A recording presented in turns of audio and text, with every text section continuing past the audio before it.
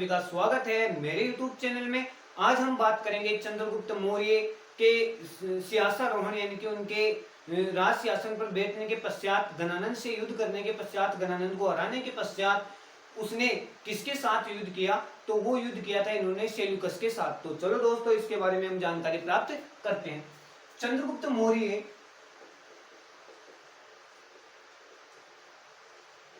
मौर्य ने अपना जो साम्राज्य है वो सिंध यानी कि इधर पंजाब की ओर फैलाना आरंभ कर दिया। यहाँ पे इसका मुकाबला होता है सेल्यूकस निकेटर से। सेल्यूकस निकेटर की अगर हम बात करें तो जो निकेटर है ये इसकी उपाधि है और सेल्यूकस इसका नाम है। ये सेल्यूकस यूनान का शासक था और चंद्रगुप्त मौर्य और सेल्यूकस के मध्य युद्ध होता है 305 ईस्वी में, ईसा पूर्व में। कब होता है दोस्तों? 305 ईसा पूर्व में चंद्रगुप्त मौर्य और सेल्यूकस के मध्य क्या होता है? युद्ध होता है। लेकिन इस युद्ध में ऐसा माना जाता है यानी कि हुआ ही था कि चंद्रगुप्त मौर्य सेल्यूकस को क्या कर देता है? पराजित। क्या कर देता है? पराजित कर देता है। पराजित करने के पश्चात सेल्यूकस निकेटर और चंद्रगुप्त मौर्य के मध्य संधि होती है। उस संधि की कुछ शर्तें इस प्रकार होती है।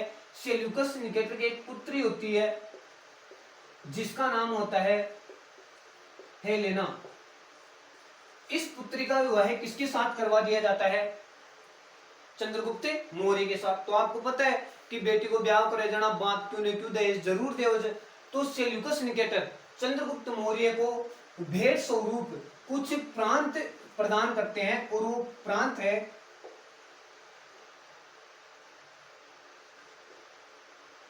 गांधार, काबुल, बलूचिस्तान,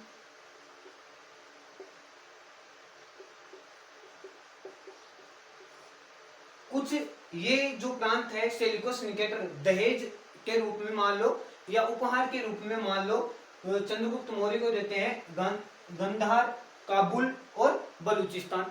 इसके अलावा चंद्रगुप्त मौर्य जो है ये सेल्यूकस निकेटर को 500 हाथी देता है। कितने हाथी देता है?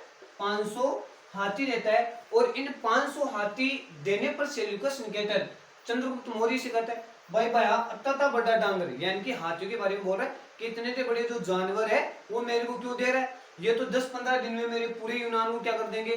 खाली कर देंगे, इनकी सपाट चट कर देंगे। तो चंद्रगुप्त मौर्य सेल्यूकस को हाथियों का युद्ध में महत्व बताते हैं। किसमें महत्व बताते हैं? युद्ध में महत्व। और कहते हैं कि ये हाथी जो है इतने विशाल होते हैं कि इनके सामने अगर 10-15 सैनिक आ गए तो वैसे ही मर जाएंगे, ये कुचल देगा।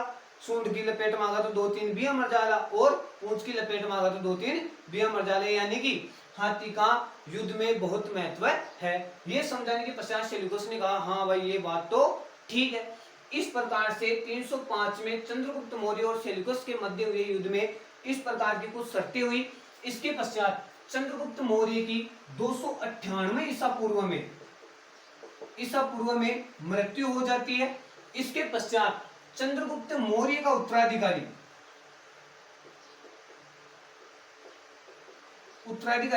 जिसका नाम होता है बिंदुसार, ये मौर्य वंश का क्या बनता है? शासक बनता है। यानी कि सेकंड जो यानी कि दूसरा जो शासक है यानी कि जो राजा है मौर्य वंश का वो कौन होता है? बिंदुसार। तो चलो दोस्तों अब हम बात करेंगे बिंदुसार के बारे में। बिंदुसार का अगर आपको पता हो तो बिंदुसार चंद्रगुप्त मौर्य की पत्नी दुर्धरा का पुत्र था और ये इसका जो शासन काल था ये कुछ इस प्रकार था।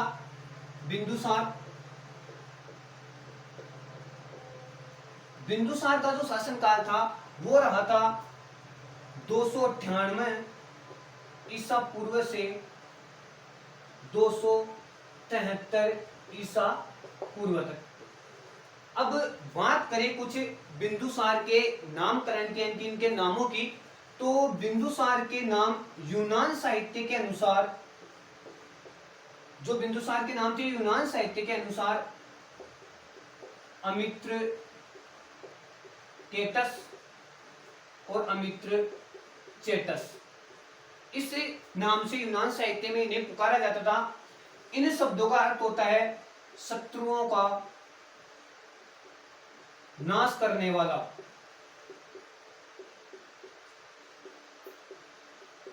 शत्रुओं का नाश करने वाला। बात करें जैन साहित्य की कि जैन साहित्य में बिंदुसार को किन नामों से जाना जाता था, तो जैन साहित्य में बिंदुसार को नाम से जाना जाता था सिंहसेन। और बात करें एक और रह गया, वो है वायु पुराण। वायु पुराण में इनका नाम था मद्रसार। क्या नाम था दोस्तों? मद्रसार। लेकिन बिंदुसार जो था वो अपने पिता, इनके पिता का नाम था चंद्रगुप्त मौर्य, अपने पिता के समान ही प्रतापी शासक था।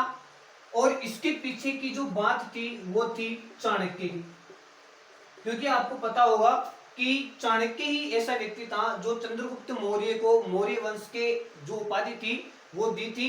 तो इसी प्रकार बिंदुसार को भी पहला ऐसा माना जाता है कि चाणक्य का जो पहला प्रधानमंत्री था वो भी कौन था? चाणक्य ही था।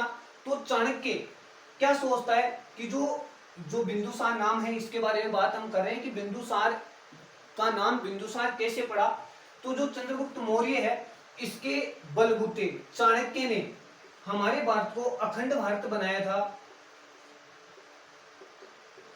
तो चाणक्य सोच रहा था कि क्या चंद्रगुप्त के जो उत्तराधिकारी होंगे वो मौर्य वंश को इसी प्रकार बनाए रखेंगे, यानी कि भारत को अखंड बनाए रखेंगे। इसकी खोज में चल रहा था। तभी मैंने अभी आपको बताया था कि जो बिंदुसार था उसकी जो माता थी उसका नाम था दुर्धरा। क्या नाम था? दुर्धरा। दुर्धरा किसकी पुत्री थी? धनानंद की। किसकी पुत्री थी? धनानंद की पुत्री थी। तो दुर्धरा जो है उसकी गर्भ में जब बिंदुसार पलता है उस समय चाणक्य दुर्धरा को धीमा जहर देना आरंभ कर देता है कि जिससे न तो दुर्धरा के शरीर पे कोई नेगेटिव प्रभाव पड़े और जो बिंदुसार इसकी गर्भ में पल रहा है वो उसके पोषण तक पहुंच जाए। तो ऐसा माना जाता है कि जब बिंदुसार जन्म लेता है तो इसके शरीर के ऊपर जहर के काले धब्बे पाए जाते हैं, इनके काले बिंदु पाए जाते हैं और इसी प्रकार बिंदुसार का नाम क्या पड़ता है? बिंदुसार। अब अगर बिंदुसार के जो युद्ध है या जो साम्राज्य है उसमें किस प्रकार से युद्ध हुए या कौन कौन से युद्ध हुए, तो इसके बारे में कुछ ज्यादा जानकारी हमें नहीं मिलती। लेकिन बात करें तो इनका एक युद्ध हुआ था सीरिया के साथ और उस समय यहां का शासक था एंटियोकस सेकंड। कौन था? Antiochus second. इनके पश्चात इनके मध्य एक क्या होती है? संधि होती है दोनों के बीच में। और इस संधि की शर्तें होती है। बिंदुसार कहता है भाई चलो ठीक है मैं आपसे संधि कर लूंगा, लेकिन मुझे इसके बदले में कुछ चीजें चाहिए। बिंदुसार इस संधि के बदले उनके सामने 3 शर्तें रखता है और ये 3 शर्तें कुछ इस प्रकार से होती है। पहले होती है विदेशी शराब, दूसरी होती है सूखी अंजीर, ड्राई फ्रूट में काम में ली जाती है ये। और इसके आखिरी जो तीसरा होता है वो होता है दार्शनिक। तो ऐसा माना जाता है जो एंटियोकस है ये 2 चीजें देने में तो समर्थ रहता है, लेकिन जो दार्शनिक है उसके बारे में बिंदुसार से क्षमा मांग लेता है कि मैं यह नहीं कर सकता। ये युद्ध इनके देखने को मिलता है। इसके अलावा बिंदुसार ने कुछ युद्ध नहीं किया, ये संधि हुई थी। और ऐसा माना जाता है कि बिंदुसार का जो काल था मौर्य वंश में वो शांति प्रिय काल था, इसमें ज्यादा युद्ध नहीं हुए। अब बात करें आगे की, तो जो बिंदुसार है आपको पता है तो जो प्रारंभिक दिन थे उसमें बिंदुसार का जो प्रधान था वो कौन था? चाणक्य।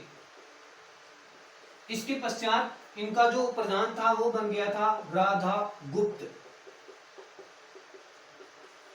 अब बिंदुसार ने चाणक्य द्वारा लिखित, आपको पता है कि चाणक्य ने अर्थशास्त्र नामक एक पुस्तक लिखी थी, जिसमें मौर्य वंश व मौर्य वंश किस प्रकार से आगे बढ़े उसकी सारी बातें इसमें लिखी हुई थी। तो बिंदुसार ने इसमें लिखी हुई एक बात पढ़ ली थी, चाणक्य ने लिखी थी कि अगर साम्राज्य को बढ़ाना है तो सबसे ज्यादा क्या करने पड़ेंगे, विवाह। तो ऐसा माना जाता है कि बिंदुसार के 101 से लेकर 103 रानियां थी। अब जो बिंदुसार है इसके कितने पुत्र रहते हैं, 100। कितने पुत्र रहते हैं, 100 पुत्र होते हैं। और उन 100 पुत्रों में से सबसे जो प्रभावशाली शासक होता है, सबसे प्रभावशाली जो पुत्र होता है वो होता है अशोक, जिसके बारे में हम अगले वीडियो में पढ़ेंगे। लेकिन इसके बारे में कुछ जानकारी, थोड़ी बहुत जो जानकारी है वो प्राप्त कर ले। अशोक को बिंदुसार ने तक्षशिला का गवर्नर बनाया था, और जो विद्रोही थे उनका दमन करने के लिए बोला था। तो ऐसा माना जाता है कि इस कार्य में, तक्षशिला के विद्रोह में अशोक क्या हो जाता है, सफल हो जाता है। और इसका यहां से स्थानांतरण करके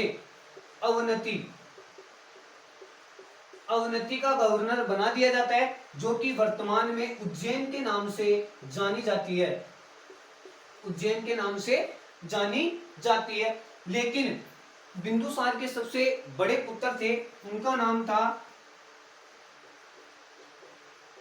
सुमित्र और सुमन। उनको तक्षशिला के गवर्नर बनाए जाते हैं। तो ये विद्रोह में क्या हो जाते हैं, असफल हो जाते हैं। क्या हो जाते हैं, असफल हो जाते हैं। अब बात करें कि किस प्रकार से अशोक सम्राट बना होगा, तो ऐसा माना जाता है कि जो ये अन्य जो इनके जो पुत्र थे वो शासन संभालने में असमर्थ थे, इसलिए अशोक जो था वो बहुत प्रभावशाली शासक था। और इसके बारे में हम अगले वीडियो में पढ़ेंगे भी। आज हमने बिंदुसार और चंद्रगुप्त मौर्य के बारे में पढ़ा। मौर्य वंश की आखिरी जो कड़ी है वो रही है अशोक सम्राट, वो पढ़ेंगे अगले वीडियो में। अगर वीडियो पसंद आया हो तो लाइक, शेयर और सब्सक्राइब जरूर करें।